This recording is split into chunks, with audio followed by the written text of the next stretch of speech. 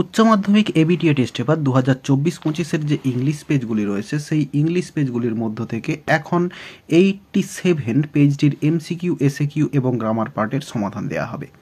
আর বলে রাখবো, আগের যে পেজগুলি রয়েছে এগুলির সমাধান কিন্তু ইতিমধ্যেই আপলোড করা হয়েছে ডেসক্রিপশন বক্স এবং এন্ড স্ক্রিনে প্লেলিস্ট রয়েছে, দেখে নিতে পারো। তাহলে এখন দেখে নেব 87 পেজটির এমসিকিউ, এসএকিউ এবং গ্রামার পার্টের সমাধান।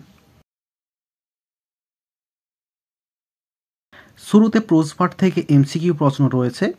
The girl could not bear to sit in a train for more than, অ্যান্সারটা হবে 2 or 3 hours। 2-3 ঘন্টার বেশি এই মেয়েটি ট্রেনে বসতে পারে না বা পারতো না। Kalam remembers his father starting his day at, অ্যান্সারটা হবে অপশান এ 4 AM। কালাম মনে করে তার বাবা যে দিনটা শুরু করতো সেটা হচ্ছে ভোর 4টার সময়। The boy lost his balance and fell on, এরপরে অ্যান্সারটা হবে দি সাইড ওয়াক। ছেলেটি অর্থাৎ রজার সে ভারসাম্য হারিয়ে পড়ে গিয়েছিল সাইড ওয়াক বা ফুটপাতে। এরপরে 4 দাগে রয়েছে the woman picked the boy up by, অ্যান্সারটা হবে হিজ শার্ট ফ্রন্ট। ছেলেটিকে ওই মহিলাটা তুলেছিল বা ধরে তুলেছিল ছেলেটির যে শার্ট ফ্রন্ট, জামার সামনের দিকটা, সেটাকে ধরে। এরপরে রয়েছে পোয়েট্রি পার্ট থেকে এমসিকিউ প্রশ্ন। Asleep in the valley is a, আনসারটা হবে অ্যান্টি ওয়ার লিরিক। এটা হচ্ছে অ্যাসলিপ ইন দি ভ্যালি কবিতাটা হচ্ছে একটি anti war lyric. The poet compared his young friend to a, আনসারটা হবে ডি এর দাগ সামার্স ডে। কবি তার বন্ধুকে তুলনা করেছেন একটি গ্রীষ্মের দিনের সঙ্গে। এরপর রয়েছে the tone of on killing a tree is satiric, অর্থাৎ ব্যঙ্গাত্মক। এরপরে the grasshopper sings in the, আনসারটা হবে নিউ মোন মেড। যে নতুন ঘাস কাটা যে সমস্ত জমি সেখানে হচ্ছে ঘাস ফড়িং হচ্ছে গান করে বেড়ায় আর কি। এরপরে রয়েছে ড্রামা পার্ট থেকে এমসিকিউ প্রশ্ন রয়েছে। শুরুতে রয়েছে বোথ লোমোভ অ্যান্ড চুবকোভ আর, অ্যান্সারটা হবে ল্যান্ড ওনার্স, জমিদার। এরপর রয়েছে নাতাল্লা অ্যাপিয়ার্স বিফোর লোমোভ ইন, অ্যান্সারটা হবে ডি এর দাগ অ্যাপ্রন।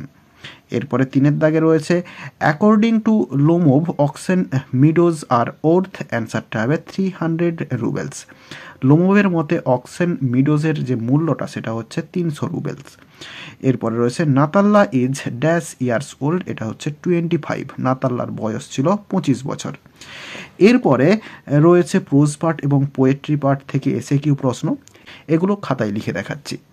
প্রোজ পার্ট থেকে এসএকিউ প্রশ্নে শুরুতে রয়েছে what did Mrs Jones and Roger have for supper. রাতের খাবারে মিসেস জোনস এবং রজার কি খেয়েছিল বা তাদের খাবারে কি ছিল রাতের খাবারে। অ্যান্সারটা for supper Mrs Jones and Roger had lima beans, ham, cocoa and a 10 cent cake. এইগুলো হচ্ছে তাদের রাতের খাবারে ছিল। এরপরে রয়েছে what was Mrs Jones carrying with her. Mrs Jones তার সঙ্গে করে কি বহন করছিল।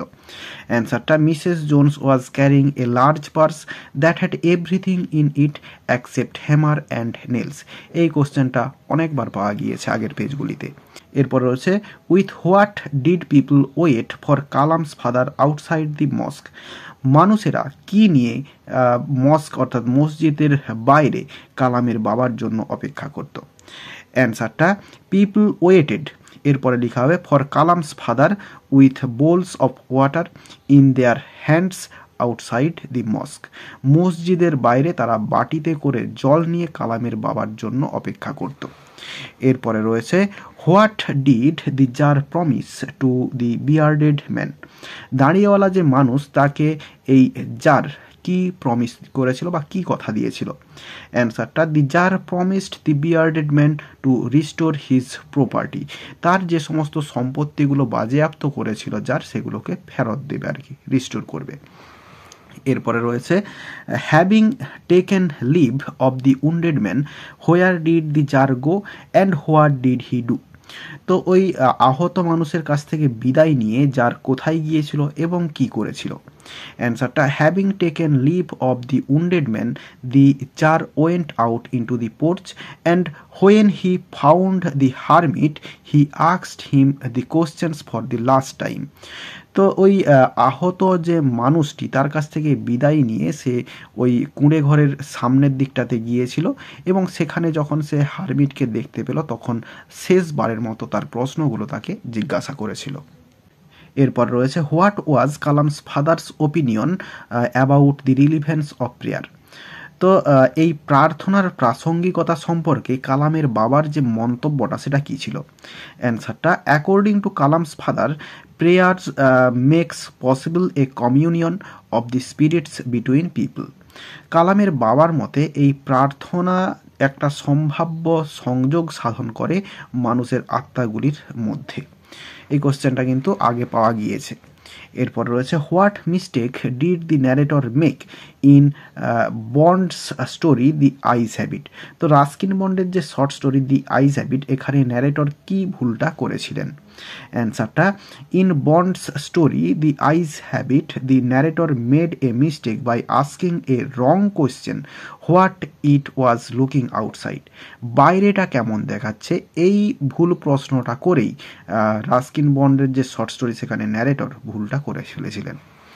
এরপর রয়েছে what bold remark did the narrator make about the girl's face. Narrator কোন সাহসী মন্তব্যটা করেছিল ওই মেয়েটার মুখ সম্পর্কে? অ্যান্সারটা about the girl's face the narrator boldly remarked that she had an interesting face. তো ন্যারেটর সাহসিকতাপূর্ণ যে মন্তব্যটা সেটা করেছিলেন কি যে তার একটি আকর্ষণীয় মুখমণ্ডল রয়েছে। এরপরে রয়েছে পোয়েট্রি পার্ট থেকে এসে কিউ প্রশ্ন। শুরুতে রয়েছে what does the earth cape refer to in give battles poem.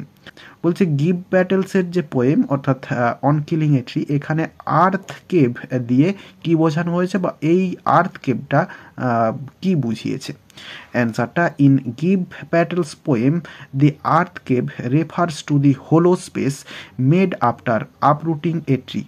একটা গাছকে শিকড় সমেত উবড়ে ফেললে যে গর্তটা তৈরি হয় সেটাকেই আর্থ কেভ বলা হচ্ছে। এরপরের প্রশ্ন রয়েছে in which form is the poem on killing a tree written. তো এই অন কিলিং এ ট্রি এই কবিতাটি কোন ধরনে লিখা? অ্যান্সারটা the poem on killing a tree is written in a free verse. এরপরে রয়েছে how does the soldier lie. সৈন্যটা কেমনভাবে শুয়ে রয়েছে?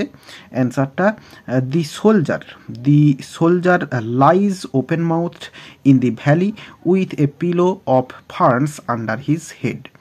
তো সৈন্যটাই তার মুখটাকে অল্প খোলা রেখে শুয়ে রয়েছে এবং তার মাথাটা রয়েছে ফার্ন গাছের ওপরে যেটা তাকে বালিশ হিসেবে সার্ভ করছে।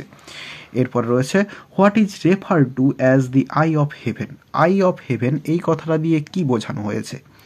In sonnet 18 the sun is referred as the eye of haven.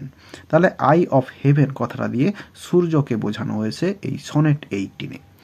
এরপর রয়েছে what is meant by summer's lease hath all too short a date. তো এই কথাটা দিয়ে কি বোঝানো হয়েছে?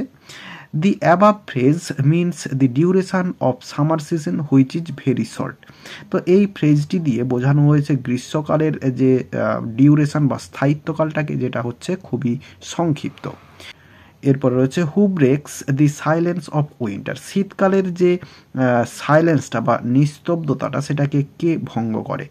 অ্যান্সারটা হচ্ছে the cricket breaks the silence of winter. এরপরে রয়েছে who takes the lead in summer luxury. Summer লাক্সারিতে কে লিড করে? অ্যান্সারটা the grasshopper takes the lead in summer luxury. তাহলে সামার লাক্সারিতে লিড করে গ্র্যাসহপার। এরপর রয়েছে how is the smile of the dead soldier. মৃত সৈন্যের হাসিটা কেমন? অ্যান্সারটা the dead soldier's smile is innocent pure and without guile like an infant smile. তো সৈন্যটার যে হাসি সেটা হচ্ছে নিষ্পাপ এবং পিওর এবং কোনো ছলনা নেই তাতে, সেটা হচ্ছে একটি শিশুর হাসির মতো। এরপরে গ্রামার পার্টটি আমরা দেখে নেব একসঙ্গে। 89 পেজে গ্রামারটা রয়েছে।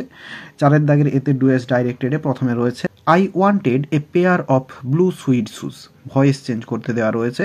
তাহলে দেখো প্রথমে এই যে এ pair of blue suede shoes যেটা হচ্ছে অবজেক্ট সেটা শুরুতে চলে এসছে, এরপরে বি ভার্ব এসছে ওয়াজ পাস্ট টেন্সে রয়েছে বলে এবং ভার্বের থার্ড ফর্ম বসে গেছে বাই দিয়ে, এরপরে আইটা মি হয়ে গেছে। অ্যান্সারটা a pair of blue suede shoes was wanted by me. এরপরে রয়েছে it takes much time to kill a tree, negative sentence করতে বলা রয়েছে।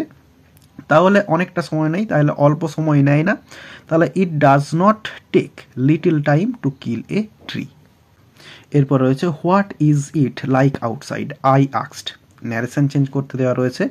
তাহলে আই আক্সড বসে গেল, ডাব্লিউএইচ ওয়ার্ডটা লিঙ্কার হিসেবে বসলো, সাবজেক্ট ইট বসলো এবং ইজটা টেন্স চেঞ্জ হয়ে ওয়াজ হয়ে গেল, এরপরে লাইক আউটসাইডটা বসে গেল। তাহলে অ্যান্সারটা হলো আই আক্সড what it was like outside. এরপর রয়েছে my mother's lineage was the more distinguished than that of my father's, এটা হচ্ছে পজিটিভ ডিগ্রি। তাহলে দুটো লাইনেজের মধ্যে তুলনা করা হচ্ছে, তাহলে ফাদার আর মাদার, তাহলে শেষেরটা শুরুতে আসবে, তাহলে মাই ফাদার্স লাইনেজ, এরপরে ভার্ব বসবে, নেগেটিভ নেই নেগেটিভ আনা হলো, এরপরে সো বা অ্যাজও দেওয়া যেতে পারত এবং ডিস্টিংগুইশড পজিটিভ ফর্ম বসলো, আবার অ্যাজ, এরপরে শুরুতে যে মাই মাদার্স ছিল সেটা শেষে এলো। তাহলে অ্যান্সারটা হলো my father's lineage was not so distinguished as my mother's. এরপরে রয়েছে when at last blood ceased flowing the man revived and asked for something to drink, splitting করতে দেওয়া রয়েছে। তাহলে প্রথমে করলাম at last blood ceased flowing এবং তারপরে করলাম আফটার রিভাইভিং, এই যে দি ম্যান রিভাইভড করা রয়েছে এটাকেও কিন্তু আলাদাভাবে একটা করে দেওয়া যেতে পারতো, দি ম্যান রিভাইভড, এবং তারপরে he asked for something to drink, এটাও করা যেতে পারতো, কিন্তু এই দুটোকে সিম্পল করে দেওয়া হয়েছে একসঙ্গে। তো এই যে রিভাইভড সেটাকে আফটার রিভাইভিং করে দেওয়া হয়েছে, মানে হচ্ছে প্রিপোজিশনাল জিরান করে দিয়ে তারপরে করা হয়েছে the man asked for something to drink. এরপরে রয়েছে the poetry of earth is ceasing never, affirmative sentence করতে বলা রয়েছে। তাহলে অ্যান্সারটা করা হলো the poetry of earth is always alive. এরপরে আর্টিকেল প্রিপোজিশন রয়েছে, এটি রয়েছে স্ট্রং রুটস থেকে। এরপর একটি এরর কারেকশান রয়েছে, এগুলো তোমরা বই থেকে পেয়ে যাবে। আর এরই সঙ্গে সঙ্গে এই পেজে এমসিকিউ, এসএকিউ এবং গ্রামার পার্টের সমাধান দেওয়া হয়ে গেল। আশা করি বোঝাতে পারলাম। ভিডিওটি ভালো লেগে থাকলে একটি লাইক করো এবং বন্ধুদের সঙ্গে শেয়ার করো এবং আমার এই চ্যানেলে নতুন হলে চ্যানেলটি সাবস্ক্রাইব করে পাশে থাকা বেল আইকনটি প্রেস করো পরের ভিডিওগুলি সবার আগে পাওয়ার জন্য। এই ভিডিওতে এতটাই দেখাবে, নেক্সট ভিডিওতে ভালো থাকো সবাই, ধন্যবাদ।